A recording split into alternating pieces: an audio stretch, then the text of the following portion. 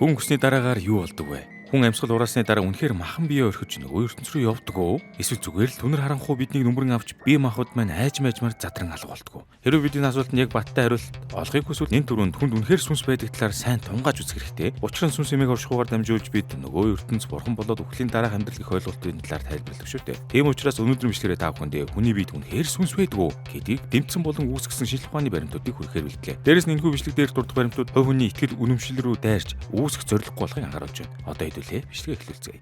Юун дөрөнд бичлэгээ эхлүүлэхээс өмнө хүний сүнс их ойлголтын талаар авч үзье. Хүний сүнсийн талаарх ойлголт нь хүн төрөлхтөн дунд анх шашин шүтлэг үүссэн цагаас үүдэлтэй итгэл үнэмшил, философи, шинжлэх ухаан гэдэг олон талаас нь авч үзэж болохоц гүн гүнзгий сэдв билээ. Хүний сүнсийг хамгийн энгийнээр ойлгол махан биеэс гадна оршиж чадхуйц нэгэн төрлийн хий буюу энерги эсвэл ухамсар чимээн хэлж болно. Хүний сүнсийг дэлхийн хамгийн том 3 шашин болох буддизм, христ, исламын шашинд дараах байдлаар авч үзсэн байдаг. Буддизмд хүний сүнсийг үргэлжийн хувьсан өөрчлөлтөнд орж байдаг ухамсарын тасралтгүй урсгал хэмээн үздэг. Үүнийг цааш нь илүү дэлгэрэнгүй авч үзвэл буддын шашинд хувь хүн буюу би гэсэн тогтсон ойлголт байдаггүй бөгөөд энэ насны үеийн үрээр сүнс буюу ухамсар дахин төрөл авдаг хэмээн итгэдэг аж. Христийн шашинд сүнсийг бурханаар ирсэн өгшгүй мөнхийн мөн чанар гэж үздэг ба таны оюун санаа, ухамсар, сэтгэл зүрх бүгд энэ сүнсэнд багтдаг хэмээн итгэдэг байна. Үүний дагуу хүн үхсний дараа сүнс там эсвэл диваажин тушдаг аж.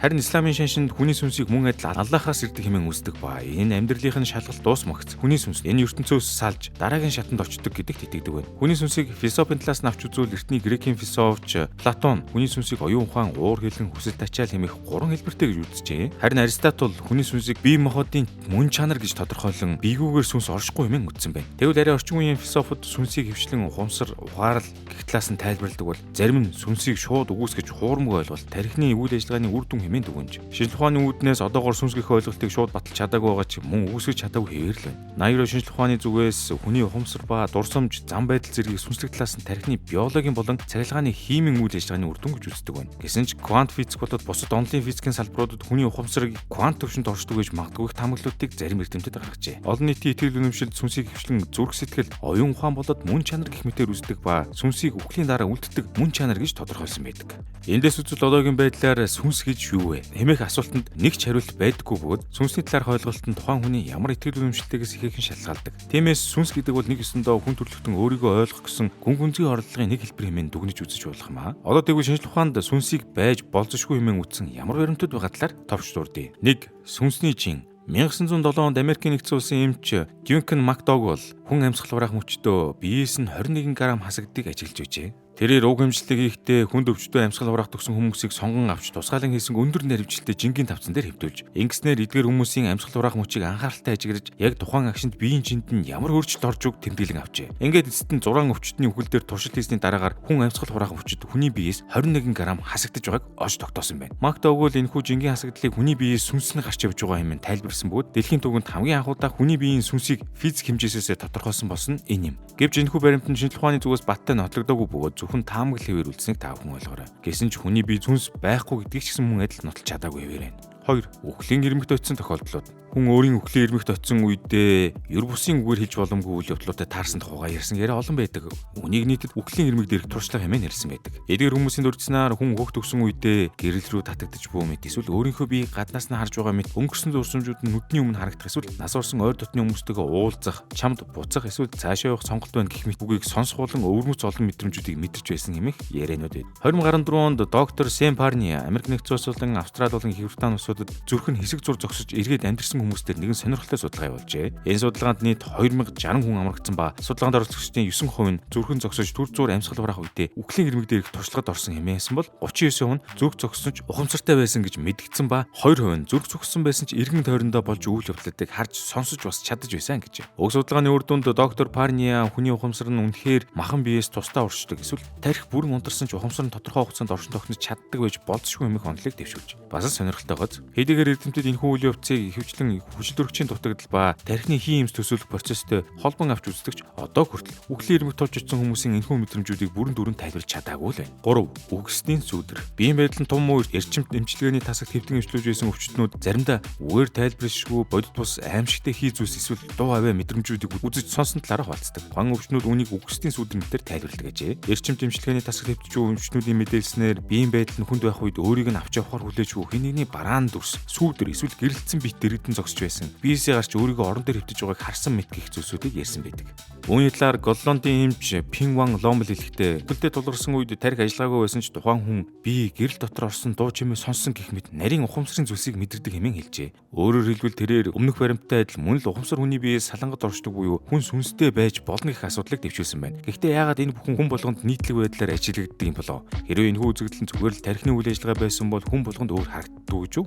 Энэхүү үзэгдлийн нийтлэг байдлын талаар алдарч сэтгэл зүйч Карл Юнг архетип ухамсар хэмээх онолоороо тайлбарсан байдаг. Архетип ухамсар гэдэг нь анхдагч ухамсар гэсэн утгатай бөгөөд Карл Юнг ингэж байгаа. Хүн бүр тухамсарын цаад гүнд орших нийтлэг дүрслэл хэм маяг зан төлөвийн загварууд байдаг. Гэх онолыг дэвшүүлсэн байна. Өөрөөр хэлбэл бид бүгдэд байдаг төрмөл ухамсар гэж ойлгож болно. Гэтэл энэ маш гүн оршдог учраас бид байдгийг нь мэдээгүй боловч түүх домог мөрөөдөл мэтээр бидэнд мэдрэгдэг үлээ. Тиймээс энэхүү үгсдийн сүудээр харах үзэгдлийн талаар хүний сүнстэй холбоонд тайлбарлаж болох ч гэсэн мөн л нэмэлт судалгаа шинжилгээ баримт зэргийг тайлбарлах хэрэгтэй байсаар л байна. 4. Квант ухамсарын онол. Квант ухамсарын онол бол зөвхөн тархинд байдаг ус сансар огдрогууд үндсэн бүтцтэй салшгүй холбоотой байж магадгүй гэсэн онол илээ. Энэхүү таамаглалыг Английн математикч Сэр Рожер Пенроуз болон мэдрэл ба мэдээгүйжүүлэлтийн эмч доктор Стюарт Хаммероф нар дэвшүүлсэн байна. Энэхүү онолыг хамгийн энгийнээр ойлгоё гэвэл өөрийнхөө тархийг радио нэгж төсөөлөд үз. Квант ухамсарын онолын дагуу бидний тархи бол ердөө хүлээн авч бөгөөд жинхэнэ ухамсар нь орчлон ертөнцийн хаа нэгтээ орших долгион маягийн мэдээлэл юм. Үүний дараа тархин дотор квант процесс явагдсанаар хүн ухамсартай болдог гэжээ. Тэгэхээр эндээс зураг дэвтэрсэн ч зурагтын нэвтрүүлэг алга болдоггүй юм шиг хүн үгсэн ч ухамсар нь устдаж алга болохгүй хаа нэгтээ оршсоор байдаг гэсэн үг юм. Өөрөөр хэлбэл бидний сүнсэл гэж байгаа юм. Хүний тархин дотор микро тубул гэх маш жижигхэн уургалаг бүтц байдаг ба онолыг дэвшүүлсэн эрдэмтдийн үзэж байгаагаар тэрхүү уургаар дамжуулан хүн ухамсараа хүлээн авдаг байжээ. Өөрөөр хэлбэл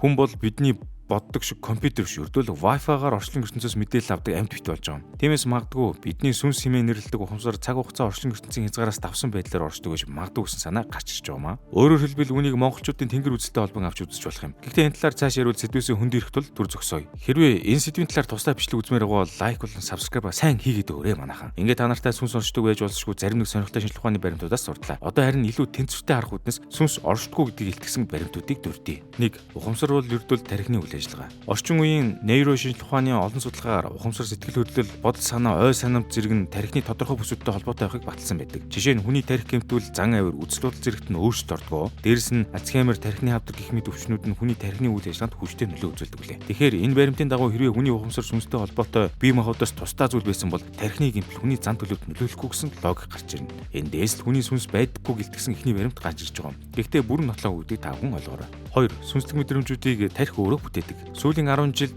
тархи судлалын салбарт хийсэн туршилтуудын үр дүнд бидний сүнсийг мэдрэх, биеэс гарах гэх мэдрэмжүүдийг тархи дангаараа бий болгож чаддгийг тогтоож. Жишээ нь Harvard их сургуулийн судлаач доктор Майкл Персингер бурхны дуудлагын туршилтыг 1980 ба 1990 оны сүүлээр явуулсан ба уг туршилтынхаа хүрээнд тэрбээр цахилгаан соронзон орон ашиглан тархины тодорхой хэсгүүдийг өдөөхөд олон хүн бурхан мэдрэх, өөрийгөө биеэс салан харж байгаа мэт мэдрэмж авч байгааг тогтоож. Энэ сүнслэг мэдрэмжийг тархи өөрөө бүтээдэг болохыг харуулсан хэрэг байна. 3. Үхэл бол төгсгөл. Хүн клиник үхэл буюу тархины үйл ажиллагаанд бүрэн зогсох үед тархи унтардаг. Гэвч иргэн клиник үхлээс ирсэн хүмүүс амьгүй байх явцдаа янз бүрийн өрмөц зүйлсийг мэдэрч байсан талаар бид өмнө дурдсан билээ. Гэхдээ эдгээр мэдрэмжүүд нь тархи унтарч буй үед үүсдэг сүүлчийн цахилгаан идэвхжил байж магадгүй юм аа. Яг батлагдаагүй зүгээр л онол төдий гэсэн үг шүү дээ. Хүн үхэх үед нь зүрх зогсож цусны эргэлт бүрэн таслагдаж тархинд хүчил дүргэж очихоо байснаар тархины үйл ажиллагаа хурдан хугацаанд зогсдог. Хэрв тархи унтарсан л бол ямар ч ой санамж ухамсарч явагдахгүй. Клиник үхэлд орсон хүмүүс дээр явагдсан судалгаагаар ихэнх хүмүүс түр хугацаанд үхэх үед нь тэдэнд юу ч мэдрэгдээгүй бөгөөд бүх зүйл яг унтаж буй тав харанхуй болдог талаар дурдж байсан. Яг л ямар ч зүүдлгүй унтаж байгаа юм шиг. Ийм шинжлэх ухаан хараахан сүнс үнэхээр оршин байж нэг хэлбэрээс нөгөө хэлбэр шинжлэх эсвэл өөр газар руу явж дахин төрдөг гэх шашны шинжтэй ойлголтуудыг ихэнхдээ няцааж үгүйсгдэг. Гэсэн ч үүний эсрэгээр хүнд үнэхээр сүнс байдаг байж магадгүй талаар зарим нэгэн баримтууд байдаг ч тэр нь хангалттай биш байсаар л байна. Тэгэхээр хүнд сүнс гэж байдаг уу? Та бүхэн бидний дурдсан баримтууд дээр үндэслээд өөрийнхөө санаа бодлыг ч гэсэн комент хэсэгт хуваалцаарай. Энэ үрээд өнөөдрийн бичлэг дуусч байна. Хэрэг үүнтэй төстэй илүү олон бичлэг үзмээр бол лайк болон subscribe дараарай.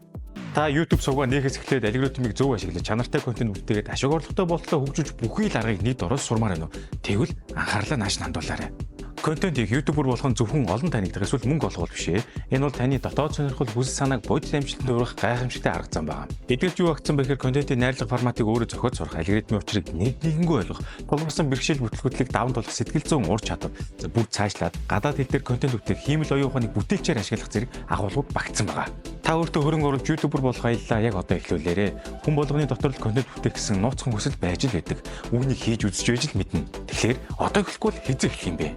Та сургалтаа Задлан цэгийн вебсайтаар орж хүлээн аваарай.